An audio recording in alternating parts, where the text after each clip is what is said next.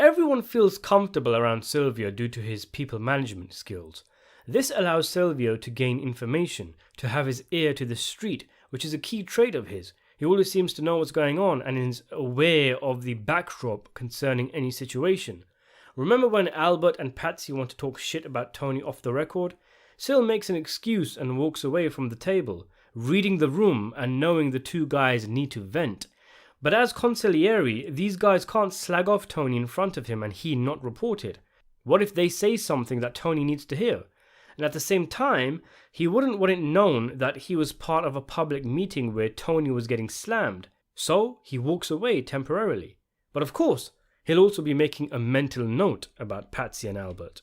There is a solitary crack in the Silvio loyalty argument, the Christopher floor tile situation.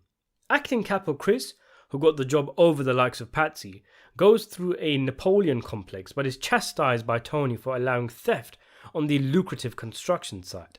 Later, Sil gives Patsy the okay to steal floor tiles from the site, telling him he's got his back when it comes to Tony. When Tony confronts him, Silvio uses those same vague but direct communication skills to mitigate the issue. Timeline got fucked up. While simultaneously sending Tony a clear message that this situation made him unhappy. It's controlled rebellion. This entire situation is a great example of how shrewd Silvio is. He knowingly disobeys Tony, sabotages Christopher, who had essentially become a rival overnight and now looks bad because of the floor tile job, gives the okay on a heist that will make Patsy happy, who was upset at being passed over, and he holds his ground in the basement meeting with Tony, because this was the plan all along and he knew a confrontation with Tony would happen down the line. He even has the money ready for him. It isn't just about Patsy. If anything, Silvio uses Patsy's name as cover and insulation for himself to highlight how he himself feels marginalized by Christopher messing with the hierarchy. Maybe he wanted to have control over Paulie's crew, or at least his name thrown into the mix.